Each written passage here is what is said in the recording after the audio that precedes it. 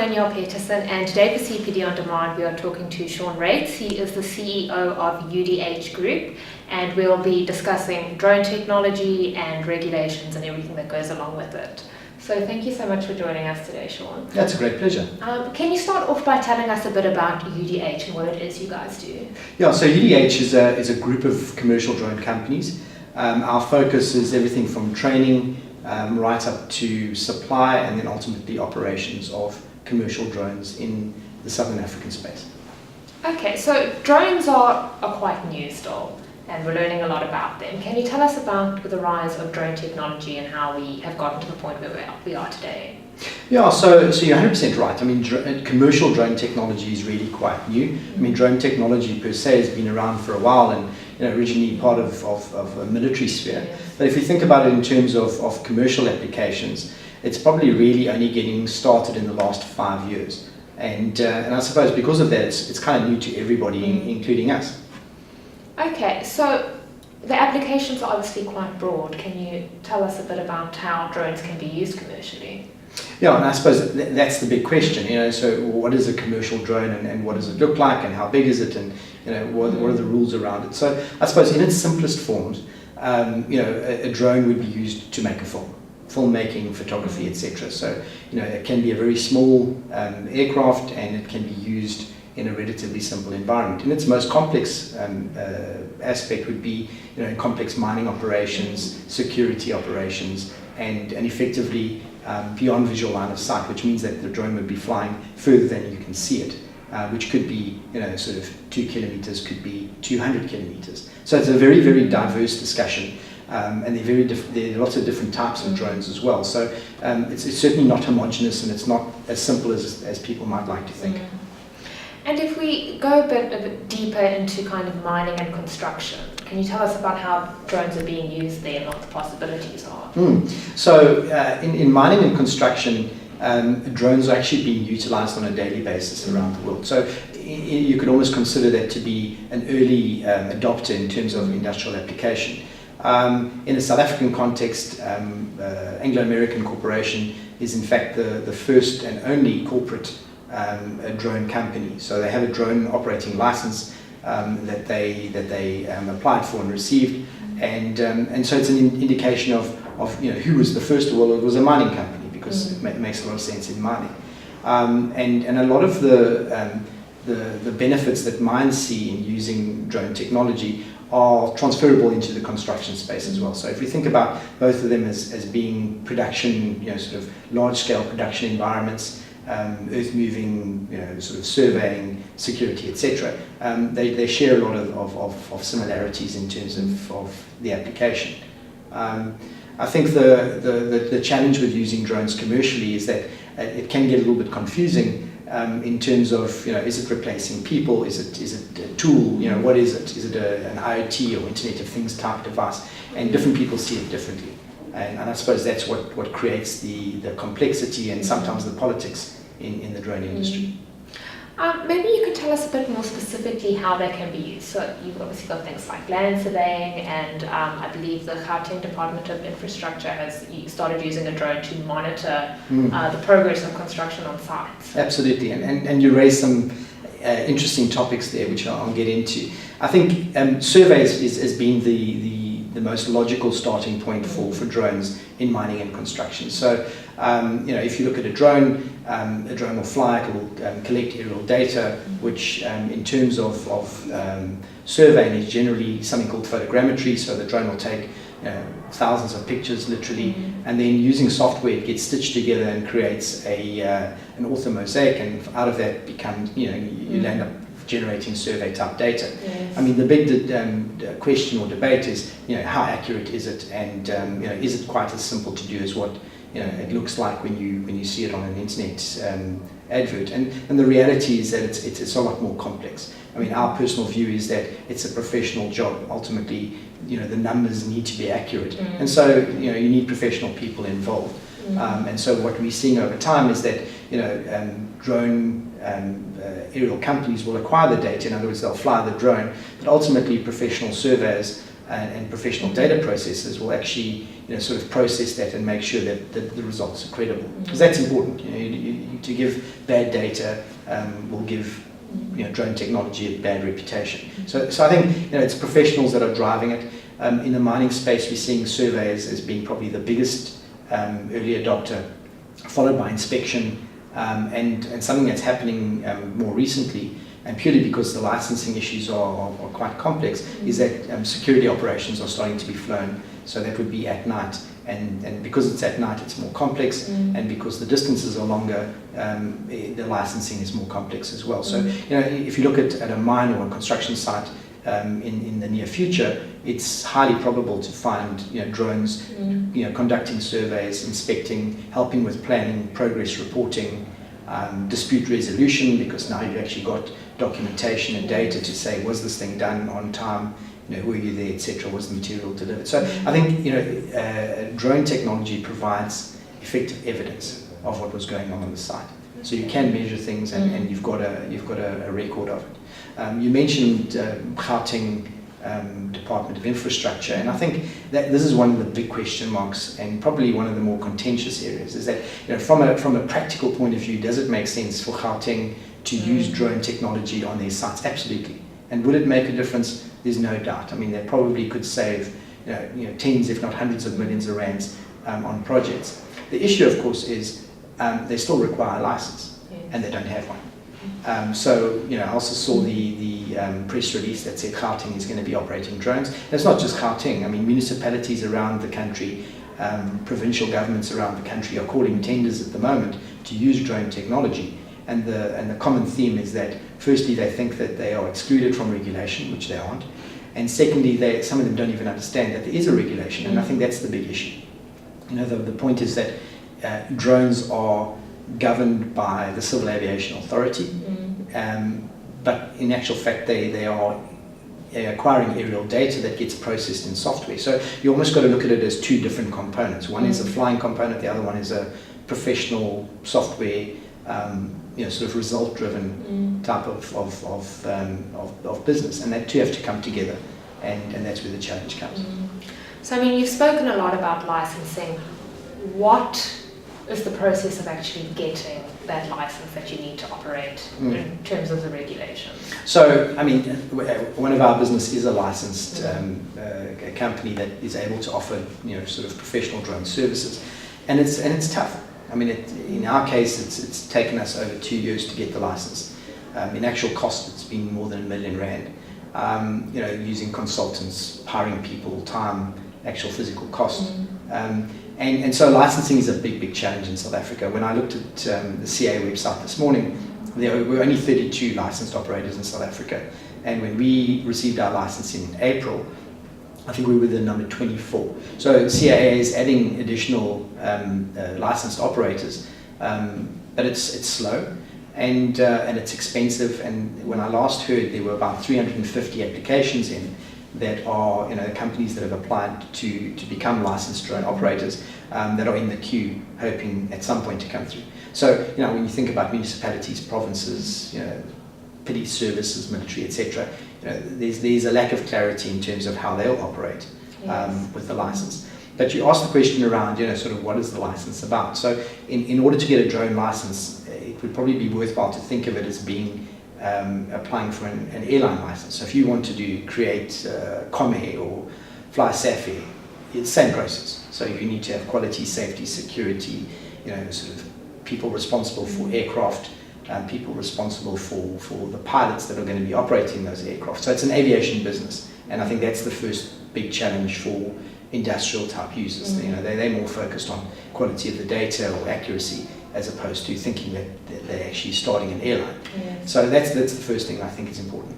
So if we look at the application process for an ROC, which is an RPAS operating certificate, it's a five-phase process. So it starts off with a person, so you have to have somebody that's got a pilot license, and that's effectively a CA accredited license. You have to go to a flight school. There are 5 flight schools in South Africa, of which we operate one, and there the person would have to complete the course, which includes getting a restricted radio license, going for a medical, flight medicals if they were normal pilots, so you have to be healthy, passing an English proficiency test, and then going on and studying and writing the exams and ultimately being signed out by an independent examiner. So now that makes you a pilot. So now you've got your pilot license, which is called an RPL. It's either in an aeroplane type aircraft or a multi-rotor, which you could think of as like a helicopter, I suppose. And now you go to the next phase, which means you have to buy an aircraft. And there's a huge amount of choice when it comes to buying an aircraft, but for small drones, DJI globally is the 80% supplier around the world. So 80% of all small drones will most probably come from one supplier, and that's DJI in China. So you could buy a drone, and then you have to register it with the CAA. And the registration process is initially about filling in a form and getting a registration number, which isn't too difficult and not too expensive. And then it progresses to something called an RLA, which is a license to operate that aircraft. And that's a big challenge. Statistically now it's taking about 300 days to get an aircraft licensed onto an operating spec. And so it's a very slow process, and it's a big challenge, it's frustrating, and it affects people applying for licenses as much as it affects people that already have a license. So now you've got a registered aircraft, you have a pilot, you need to write an operating spec now. So an op spec is basically about saying, well, what are we actually going to do, and how are we going to manage our flight operations? So if we go back to construction, I've got a construction site, I want to be able to fly over my construction site, I want to get the data, I'm going to only be flying in the day, I'm not going to be flying further than 500 meters. The license is fairly vanilla. I mean, it's a pretty standardized type license. If you say, well, I've got a mine and I'm going to be flying security at night as well it becomes a very complex license, because now you have to fly, sort of more than a kilometer, and you have to fly at night, and your altitude might go higher, and now it becomes properly complex. And in South Africa right now, of the 32 licensed operators, I think there are only 2 that have got authority to fly a longer distance. So it's not common yet. And so now you've decided on your spec, you have to write your spec, put it together, and then ultimately the CAA comes to inspect. And so they will sort of quiz each of the post holders, and there's 5 post holders, around their responsibilities. You're expected to know the ops manual. I mean, our ops manual, I think, was 500 pages long when I last looked, and you have to read it and know it, and it's not just about having a box and a book and ticking it off and saying I've got it. So it's quite complex, it's quite onerous, and once you start that process and you approved as a drone operating company, you are audited on a I think it's a biannual basis. As you add new aircraft, you have to go through inspections, and so you're now running an aviation business. And with that comes lots of complexity, quality systems, safety systems, managing of assets, managing of people, their licenses expire, etc. So it's definitely a more complex thing than most people think about. And I think it boils down to, do you want to operate an airline or airline type business or not? If you do, and you're prepared to go through the pain of it, you can run your own drone company for internal use. If you don't want to do that, then probably it's a consideration to outsource it. But then, of course, I suppose there are those that don't like doing either, and they just say, well, we'll just operate illegally because, well, what are they going to do? And that's pretty much a big chunk of what's going on in the industry right now. Yeah. So obviously that very complex, timely, costly process is a prohibitive factor in terms of people following the regulations. 100%. And I think one of the big challenges, and I believe it's an unintended consequence of the South African regulation, is that it is physically impossible for a one-person operation to build a drone company. So if you think of you or me wanting to go and do this on our own, we're going to go and sort of make movies, social media type stuff. It's impossible to do it on your own, because you need at least two people to hold collectively the 5 posts. It's financially it doesn't make sense, time-wise it doesn't make sense. So I think the South African regulations have been modelled around ICAO, which is the international guidelines for aviation regulations. But possibly we didn't think about the fact that in many cases these are small businesses. Yes. So if we go back to construction or mining, you think about a mine surveyor or an engineer that is on site every day and wants to flick up a drone in the sky and just enhance their information gathering or improve their results, or alternatively going to a slightly different phase of their career. The reality is that they still have to create a drone licensed company, and it's very complicated. So are there implications for doing it illegally as such? Yeah, so I suppose it's like everything, and unfortunately South Africa is a country where it's 60 kilometer an hour speed limits. A lot of people would be quite comfortable to do 62, 63, probably frowned upon to do 100. And I think when you come to the drone world, it's that kind of thing. Like, I'm not really implicating or impacting anybody negatively. It's a little drone, so what? I had a guy from one of the big municipality fire departments say, this is ridiculous. I can kick your door down, I can rip your house's roof off if your house is on fire, but I'm not allowed to fly a drone to be able to see where the flame is the hottest, so I can direct my hose. So I think there are unintended consequences. Yeah. But if you want to look at it in a simple, right or wrong perspective, there is a very clear legal framework that says that if you fly a drone commercially without the right licensing, you're committing an offence, and if you commit that offence, there are consequences. So it could be a fine, it could be, I think, some fearmongers have said it's up to 10 years in jail. I haven't seen that happen yet, but the reality is that you are breaking the law. I think the big challenge around it is how do you make the law easy to comply with? And so, in my role in the industry right now, I serve on the industry body COASA, and we are engaging actively with the CAA to try and say, how do we make this easy for people to comply with? Because realistically, there are, like I said, 300 odd companies that are very happy to comply with the law, that have been waiting in a queue for 2 years. And what do they do in the meantime? And so I think that's an issue that needs to be addressed.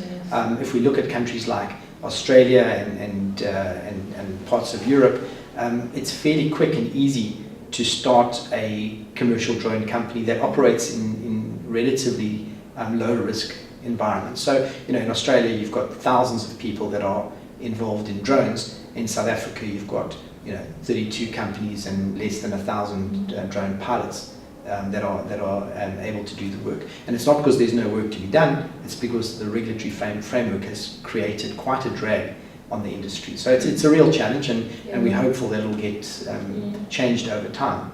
But at the moment, it's definitely the bottleneck. Are there instances where it could potentially be dangerous for somebody who isn't sure what they're doing because they haven't gone through the training process and is operating a drone? Absolutely, and I think one of the big challenges is that the difference between a commercial drone and a hobby or a private use drone can be nothing. I mean, it can be the same aircraft. So you can go on to Takealot and you can buy a drone there, and if you want to use it to charge money, you want to take photographs, you want to survey something, it's a commercial commercial operation, and you need all the licensing. But if you just wanted to use it for fun and you wanted to fly it around and take pictures of your house, or you lived on a farm or something like that, there are sort of private use or hobby rules. And I suppose the biggest concern and things that I've seen myself is people that fly unsafely. In other words, they fly a drone close to an airport. So you're not allowed to fly within 10 kilometers of an airport. And the reason is that, if you think of it logically, you've got aeroplanes carrying passengers, taking off and landing. And the last thing on earth that you want to do, if you're a passenger, is to have a drone impact your aeroplane and create an emergency situation. So, there's some common sense stuff that people really shouldn't do. So flying over people, which of course, when you're filming people, the logical idea is to be close to them, to be over them, etc. But if a drone falls out the sky and it lands on somebody or it flies into somebody, people get hurt. And I think that's something that risk the average person hasn't thought about. So I don't think anybody intentionally wants to fly a drone unsafely. But I think the level of education or awareness is really not where it should be. And I suppose that's the challenge, and hopefully these kind of discussions and awareness campaigns, etc., can help drive a better understanding of, it's not just about you're not allowed to do this. It's about, well, this could be quite dangerous. Yes. And of course, we all have somebody that could be impacted by it. So if your child, your partner, yourself are hit by a drone and it cuts your face or it hurts you, you'd be grumpy. So I think it's about common sense that needs to be applied. And if we go back to looking at commercial use, if somebody now decides that they want to make use of a drone, how do they go about deciding whether to bring that skill in-house or whether to, go to an outsourced drone company who perhaps specializes in that? Okay. Yeah, so like I said before, I think the first decision is if you want to do it in-house, firstly, do you want to run an aviation business? So that's a yes or no discussion. Let's assume that you say, we want to do it in-house, we want to have our own capability, we want the control. So then you have to make the application. You then have to be patient because in most cases, it'll take you, more than a year, but probably more like 2 years. So what do you do in the meantime? So if you think about it, I decided today strategically we need to have drones on our site, and we're going to go and get the license applied for, and we're going to send people for pilot license training, we're going to buy aircraft, etc. There's a whole bunch of complex decisions that need to be made. So it's not a quick thing. And so in-source, outsource becomes the discussion. You mentioned the fact, hire somebody that can do the work, that knows what they're doing. Well, that's the challenge. There's 32 registered drone companies on the CA website. But if you go onto the website now and you have a look, they're not split up by what they do. The ops spec is not public. So some of them have a name like, mining company or whatever, and you say, well, there's logical be in mining, but a lot of the names are generic. So our company, Drone Ops, it's around drone operations, but it doesn't necessarily say, which sector it operates in. So I think it's important to have a look and see within the industry, and these companies would be advertising and exhibiting at shows and things like that. But I think one has to be quite discerning in how you go about selecting the company, because ultimately that company is going to firstly have to operate legally. Secondly, they're going to have to deliver accurate information to you. So if they give you bad data and you make professional decisions with bad data, the chances are that things won't work out so well. So I think the credibility of the industry is always in question. You've got people saying this technology is wonderful and it can do it all on its own. You've got other people saying that this technology is overhyped and that you need to use tried and tested techniques. My personal view is that drone technology is really just another technology tool, but it needs to be used properly and it needs to be used responsibly by professional people. And I think that if you do that, you will land up with a good result. My personal view of why people should be looking at drones is really around safety. The CAA is concerned about safety, so that's why the regulations are there. But if you think about it on the other side, if you have an insurance person that needs to inspect your roof, and this person's got to climb up a ladder and walk around on top of your roof, versus flying a drone up and getting a detailed photograph of what your roof looks like, which is safer? Statistically, there are people that die every year in this country falling off ladders. So far, and touch wood, we've not had a fatality from a drone. So I think that we need to blend the safety concerns with with real safety issues at the moment, and that can be said for surveying in a mining environment. Mines are relatively dangerous places with huge focus on safety, and I definitely think that a drone used properly will add to the safety record of a mine. The risk of it falling out the sky is of course there, but it's generally quite a small item, and if used properly, it's a relatively small risk compared to the real risks of people getting ridden over and having rocks fall on them. But then I suppose you have to weigh that up also with people being concerned about possibly losing their jobs, being obsolete now, replaced by technology. Yeah, and I think it's we're living in what's been labelled the fourth industrial revolution is upon us. All of us are sitting having this question of, well, how is technology going to impact me? People talk about disruption all the time. obsolescence of technology, etc.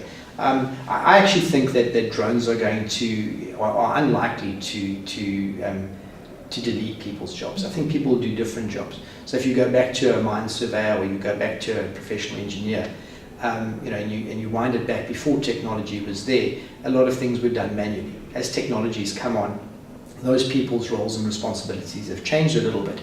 And so the world that we're operating in now is where professionals are given a lot of accurate information, more information than they've ever had before.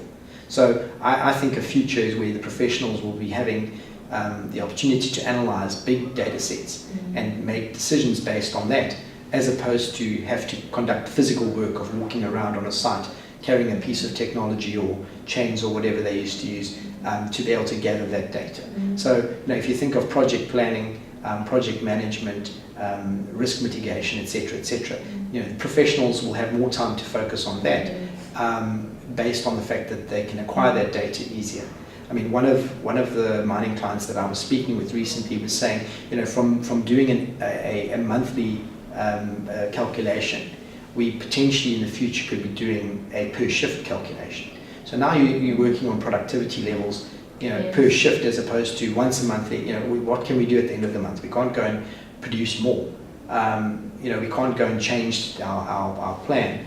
But if you're doing it on a more consistent basis and a more regular basis, the chances of making small changes on a more rapid timeline would probably be more helpful. Now that wasn't possible before. Yes. So I think if a professional has to say, are drones or other types of robotics going to make me obsolete? My view is that it won't. I think it will change what you do.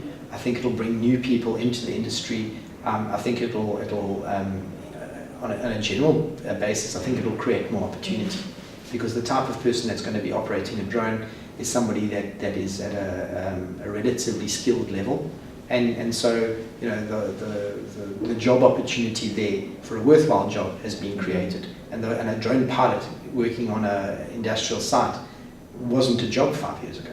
So new jobs are being created, and maybe some jobs are changing. So my personal view is that I don't think it's going to create mass job losses for people. I think it's just going to be another tool that professionals use. And obviously, I mean, as you mentioned at the beginning, it costs quite a lot of money to get this up and running where you are now compliant, and drones can be quite costly as well. But is there an argument to be made that if you can save time and you can do all of these things, that you will save money in the long run?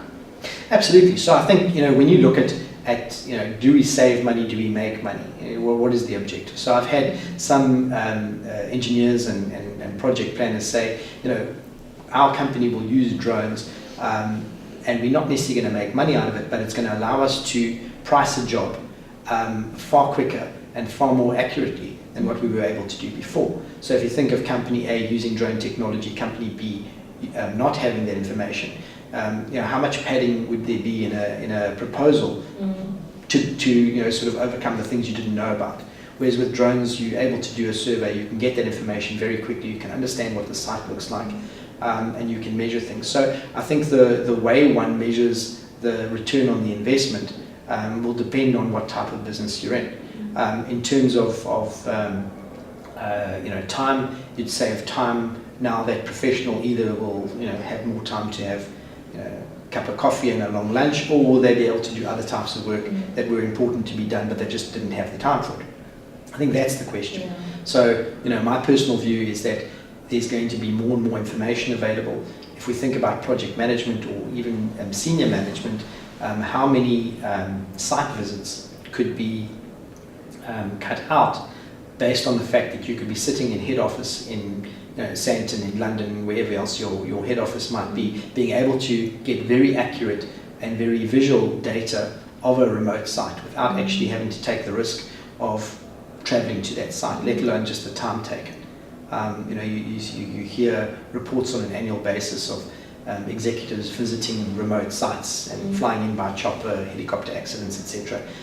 So there's a time and a real risk to it. And I think that drone technology will allow people to have a very real experience and have access to real information in their boardroom or in their office. Yes. And this information can be shared at different levels to different people. So, if you are the CEO of the company, the type of information that you want to see is quite different to if you are the project engineer or you are making the calculations. So if you're the chief surveyor, the information required is different. So it can be, the information can be filtered and reports generated, images generated, etc., that are suitable for different layers.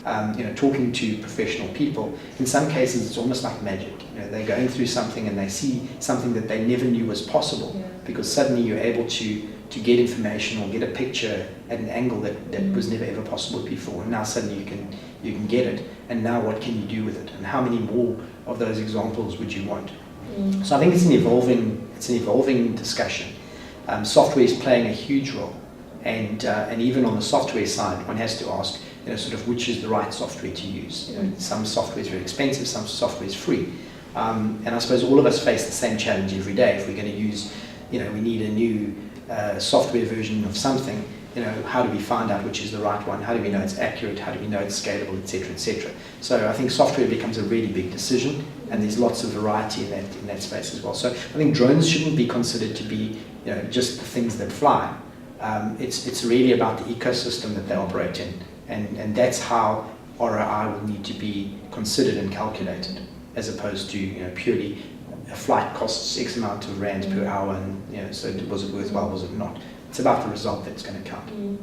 And I mean, building on what you said about remote areas, I suppose the argument could also be made, and it's very relevant for South Africa, where there are areas that are considered dangerous. So you could fly in and monitor or determine whether maintenance needs to be done in areas where they typically wouldn't want to send people.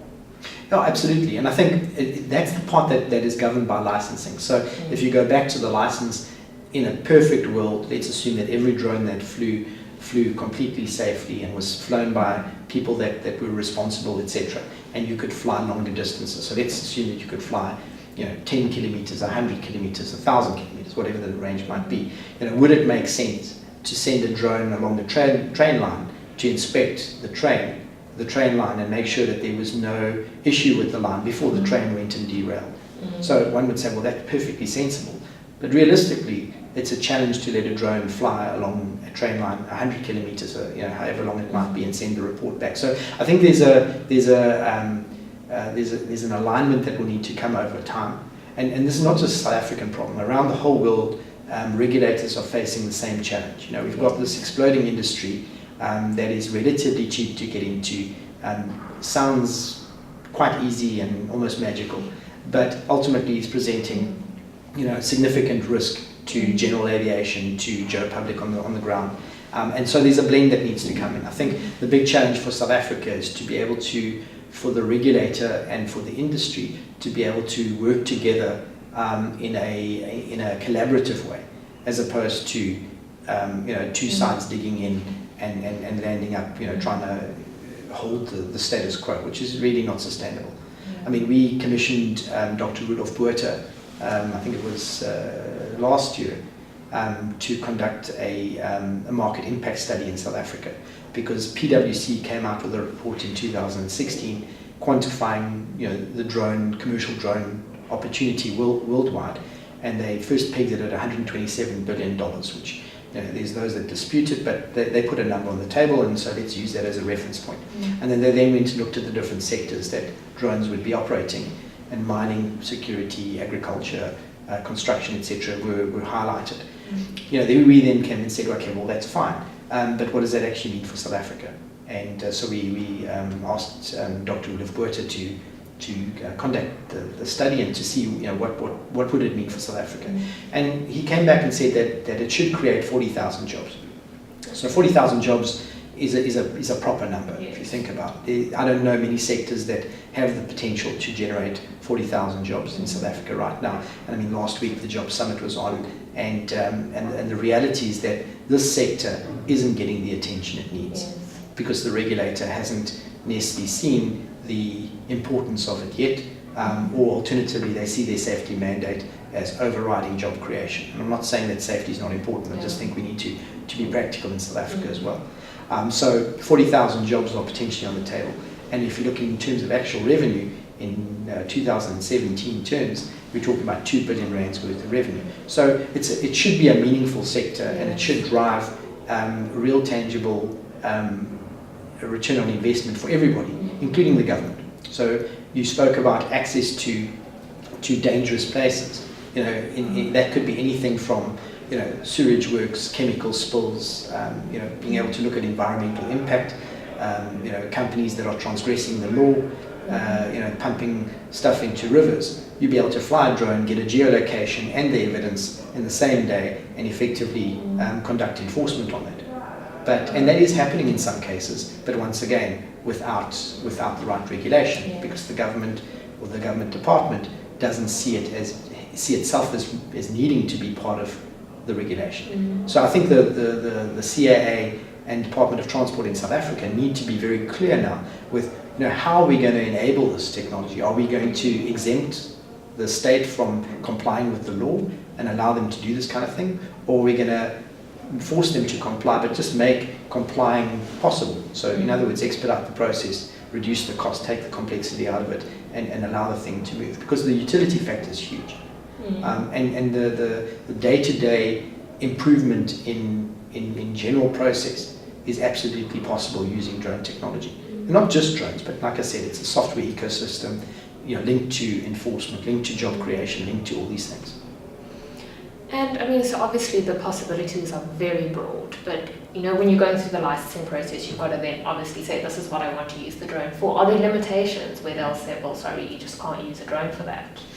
Yeah, so I think that's one of the interesting discussions. So the CAA are the regulator. So South African Civil Aviation Department regulates this because it's counted as an aircraft. And so if you think of their background is in manned aviation. So primarily it's about a flight from Cape Town to Joburg, carrying passengers. It takes off at this time, it lands at that time. It takes off in this destination, lands in that destination. Very clearly understood stuff. Drones are confusing then. So suddenly now I've got a drone, I'm on a site, and then I pack it up in my case and I move to another site. It's not conventional. And so the challenge is for the regulator to be flexible enough to understand that all these different applications are coming in. And then also to say that, something that's available today is going to change tomorrow. So the technology is moving all the time. So I think, if you look at crop spraying, for example, there are drones that can spray crops reliably, accurately, and cost effectively, and are being used in other parts of the world. In South Africa, spraying is counted as being dispersing something out of a drone is illegal. And obviously when one thinks of safety, you don't want people to be able to drop chemicals to hurt other people or to weaponize these things and stuff like that. But crop spraying is far safer using a drone that flies 3 meters above the crop than to try and bomb it with an aeroplane or use a helicopter when you've got wires and you're flying low. So I think all these sort of various applications need to be thought through, and the regulator is going to have to adapt itself to say, in the future there are likely to be thousands of drones doing all different types of jobs that are need to be regulated in a way that allows them to operate safely, but also needs us not to have to sit down and take 5 years to rewrite the law every time somebody invents a new application, because that's almost where it is right now. So if you think about drones being able to pick things up and drop them off, as drones get bigger, are we moving to a world where firstly fires will be fought by drones carrying water buckets instead of 50-year-old helicopters flying and people dying? Is that part of the future? We believe that it is.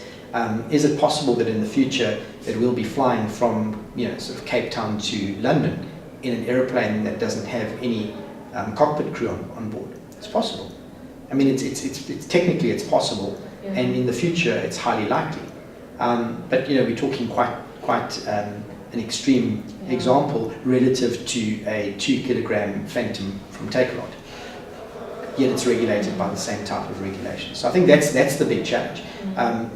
The opportunity to protect rhinos, to manage safety and security in a country, etc. All these kind of things are there, but each one of them needs to be thought about. Of how can they make a difference and how can they be done safely.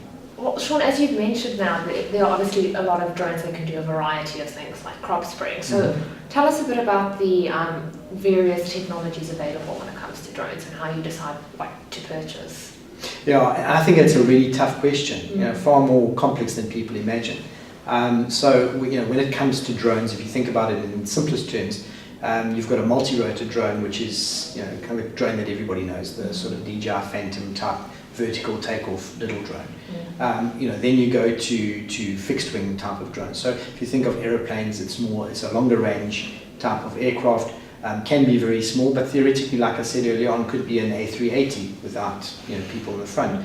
So the range is huge. And then there's a class that's sort of come up in the middle called a VTOL, which is a fixed wing type aircraft, but has characteristics of a multi-rotor. So why you'd want that is that if you're using an aeroplane which gives you the range and gives you a longer flying time, it needs a runway. And so it becomes challenging to have a runway available. So sometimes in order to avoid that, some of the fixed wing aircraft land with parachutes and things like that, but it adds complexity.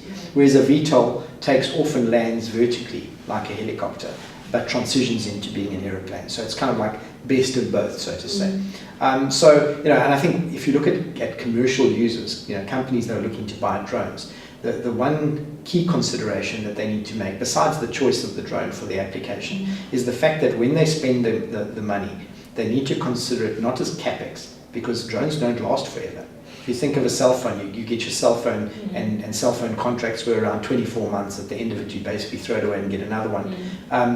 Drones are almost in the same category. So the technology is moving so quickly that it's probably unrealistic to believe that you'd buy a smaller drone now and still have it as being in your fleet within 3 years down the line. So it's almost an operational expense as opposed to a capital expense. Obviously, when it gets to something big like, as I mentioned, maybe an A380 type thing, that'll be a very different discussion. But for the smaller drones, they almost need to be seen as semi-disposables. And from a corporate point of view, that's quite difficult, because if you're spending, you're buying a drone at 100,000 Rand, and you go back to procurement, sort of 2 years later and say, well, please buy me another one. Those conversations might be more difficult if they're not understood. So, buying a drone, choosing the drone, it all boils down to what the application is, how long it needs to fly, where it's going to fly, what type of payload it's going to be carrying. So is it going to be carrying, thermal cameras? Is it going to carry digital cameras? Is it going to deliver anything? All those kind of questions come into it. I mean, the one thing that we haven't actually touched on, which just occurred to me now, is the whole people movement. So, Uber had a project out last year around people movement, this idea that in urban environments that traffic's becoming a problem, and that in future we'll go to the top of the building and we'll call it an Uber flying car that'll come and fetch us. I think that's something that is very much going to happen within our lifetime. Probably not next year, but certainly in some places we'll see it, experimental aircraft carrying people within the next couple of years. So the technology is expanding out in all different aspects, and so it's super, super exciting.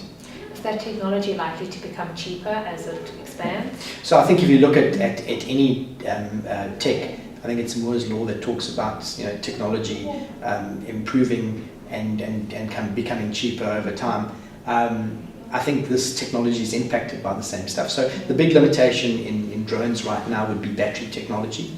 So to be able to have a battery that's able to give you electric power reliably for a long period of time is the challenge. But if you think about battery technology, you've got the likes of Tesla, electric cars, etc., coming on. There's these different sectors that are all converging to allow drone technology to be possible. So I think over time, drones will carry heavier payloads, lift more stuff, fly further, fly longer, become safer, become more acceptable. And so, it's not difficult to imagine the future of, space highway or sky highways. But there's a bit of work to be done before that happens. So, I mean, you've spoken a bit about it now, but what do you see as the future for drones in South Africa and then globally? So, in terms of South Africa, I think it really does depend on where regulation goes. If the regulation stays as it is right now, and the speed at which the regulation is implemented stays the same, then South Africa's got a problem. I think we definitely, our drone industry will hit a tipping point where either the average person, the average commercial person says, I can't get a license, I'll just do it illegally. You almost run the risk of an e-tolls type scenario, which is almost, I think we're very close to that already. There's people that really want to be involved in the industry or really need the technology and can't get it done in a speedy time. We'll look at alternatives. That's the downside risk of it. I think if the regulation is either expedited in terms of its capacity to apply licenses and add aircraft and expand off specs, I think there's a very, very bright future.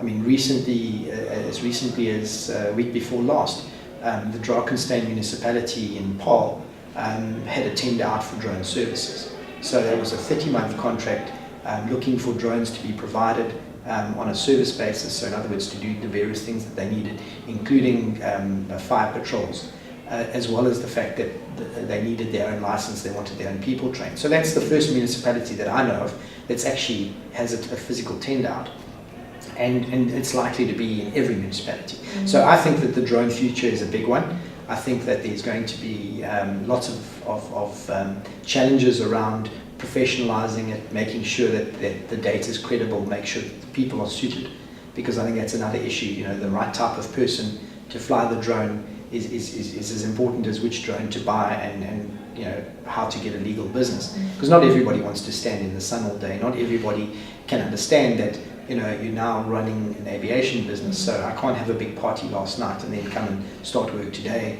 It's not like that. You have to be, the level of responsibility has changed. It's my second career. I'm absolutely committed to growing the industry and making it work. And I've absolutely no doubt that it will create a significant amount of high-profile jobs. I'm not just talking about Mickey Mouse low-level jobs. The drone industry really can assist in impacting youth unemployment. I think it's from a gender perspective, some of the best pilots, the best operators are women that are coming into it. So I think it has the opportunity to really tick a lot of the boxes that South Africa needs ticked. And at the same time, develop a proper professional industry that will serve not just the construction and mining industry, but everything from agriculture to local municipalities, and create amazing movies that allow people to express their talent, etc. So it's super exciting for me, and it's been one of the toughest things that I've done so far, because it's really got a lot of different challenges in it. But ultimately, I think it's going to be amazing. Sean, fantastic. Thank you so much for your time today. Yeah, it's a pleasure. Thank you. This has been CPD On Demand.